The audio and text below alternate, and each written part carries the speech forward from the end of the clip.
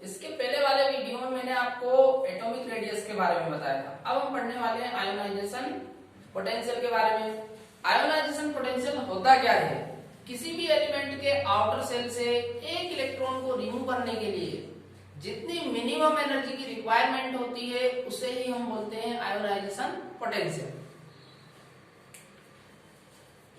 जैसे मान लो ये X, ठीक, ये X एक एटम है और यहाँ पे आपको ध्यान रखना है कि जो एलिमेंट है वो काय के फॉर्म में लिया जाता है, गैस के फॉर्म में। एलिमेंट काय के फॉर्म में होता है, गैस के फॉर्म में होता है।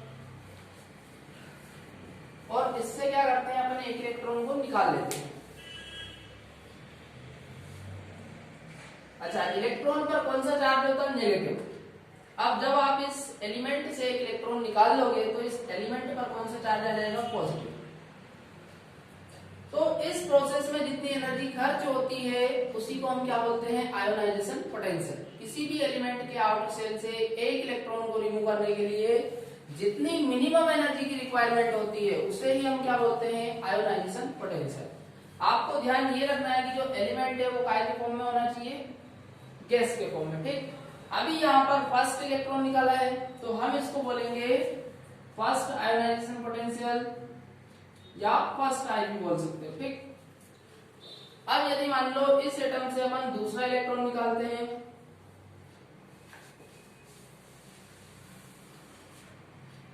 ये एक इलेक्ट्रॉन और अपन ने रिमूव कर दिया, तो अब इस एलिमेंट पर चार्ज आ जाएगा +2। अब सेकंड वाला इलेक्ट्रॉन जा रहा है तो इसको अपन बोलेंगे Ip2, सेकंड आयोनाइजेशन पोटेंशियल। अब यदि मान लो अपन एक इलेक्ट्रॉन और रिमूव कर देते हैं,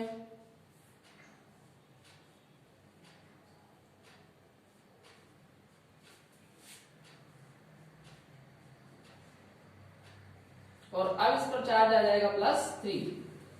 अब यहां पर देखो तीसरा इलेक्ट्रॉन जा रहा है तो इसको अपन बोलेंगे Ip3। अब यदि भाई आपसे पूछा जाए Ip फर्स्ट, Ip सेकंड और Ip थर्ड, इन तीनों में ज्यादा कौन सी होगी? तो मैंने आपको पहले बताया था कि भाई एलिमेंट पर जैसे जैसे पॉजिटिव चार्ज बढ़ेगा उसका जो साइज है वो छोटा होगा। अब यहाँ पर आप समझो, ये एक अपन छोटा एटम बना लेते हैं और एक हम ये बड़ा एटम बना लेते हैं। यहाँ पर न्यूक्लियस, न्यूक्लियस में क्या होता है? प्रोटॉन।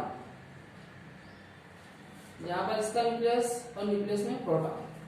और सेल में इलेक्ट्रॉन होते हैं और यहाँ पर हम बात करते हैं आउटर सेल की, ठीक। यहाँ पर इधर इलेक्ट्रॉन, तो यहाँ पर देखो आउटर सेल में इलेक्ट्रॉन और न्यूक्लियस में प्रोटॉन, दोनों के बीच का जो डिस्टेंस है वो इसमें कम दिख रहा है। और यदि आप बड़े एटम में देखोगे तो बड़े एटम में आउटर सेल और न्यूक्लियस में जो प्रोटॉन है, इन दोनों के बीच का जो डिस्टेंस है वो ज्यादा होगा। यहाँ पर डिस्टेंस कम है, मतलब यहाँ पर जो इलेक्ट्रॉन है वो मजबूती के साथ बंधा हुआ है, और यहाँ पर डिस्टेंस ज्यादा है, इसका मतलब यहाँ पर जो इलेक्ट्रॉन है वो कम मजबूती के साथ बंधा हुआ है। या फिर हम यूं बोल सकते हैं कि यहाँ पर जो इलेक्ट्रॉन है वो ढीला बंधा हुआ है, क्योंकि यहाँ पर डिस्टेंस कम है। डिस्टेंस कम है तो यहाँ पर अट्रैक्शन ज्यादा होगा, और यहाँ पर डिस्टेंस ज्यादा है तो यहाँ पर अट्रैक्शन कम होगा। तो सबसे ज्यादा आईपी कौन सी होगी? Ip third. यदि हम इन तीनों में ऑर्डर देखें तो सबसे ज्यादा होगा Ip थर्ड, फिर Ip2 और सबसे कम होगा Ip1।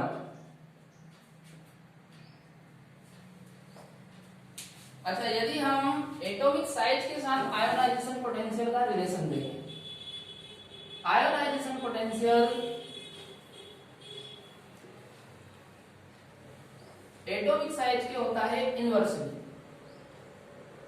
मतलब जिस एलिमेंट का साइज ज्यादा होगा, उसकी आईपी कम होगी, और यदि एटॉमिक साइज कम होगा तो उस एलिमेंट का आईपी ज्यादा होगा। जैसे अपन पहले ग्रुप में देख लेते हैं,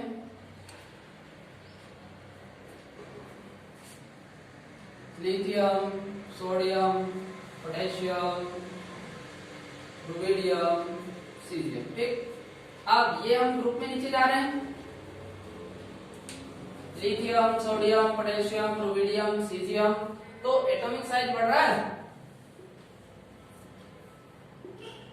एटॉमिक साइज इंक्रीज हो रहा है।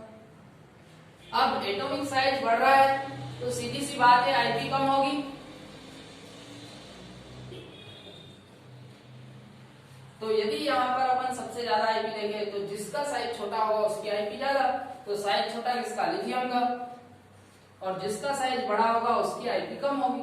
तो सीजियम की आईपी कम होगी और लिथियम की आईपी ज्यादा होगी। यदि हम पीरियड्स में देखते हैं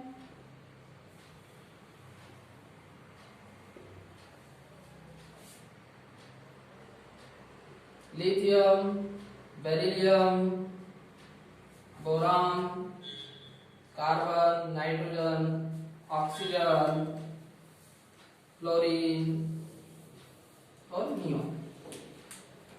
तो यहां पर देखो, यदि अपन पीरियड में लेफ्ट से राइट आते हैं, पीरियड में यदि हम लेफ्ट से राइट आते हैं तो एटॉमिक साइज कम होता है। और एटॉमिक साइज कम कहां तक होता है? फ्लोरीन का। तो यहां पर भी एटॉमिक साइज कम होगा, एटॉमिक साइज कम हो रहा। अब एटॉमिक साइज कम होगा तो आयोनाइजेशन पोटेंशियल बढ़ेगा।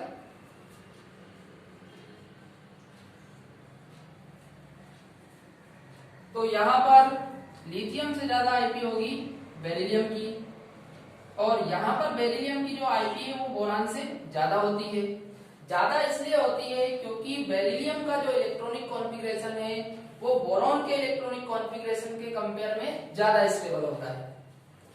फिर इसके बाद बोरान से ज्यादा कार्बन, कार्बन से ज्यादा नाइट्रोजन, और नाइट्रोजन और ऑक्सीजन में देखें तो ज्यादा होती है नाइट्रोजन की। नाइट्रोजन की भी ज्यादा इसलिए होती है क्योंकि नाइट्रोजन का इलेक्ट्रॉनिक कॉन्फ़िगरेशन होता है हाफ फील्ड, जो ऑक्सीजन के इलेक्ट्रॉनिक कॉन्फ़िगरेशन के कंपेयर में ज्यादा स्टेबल है।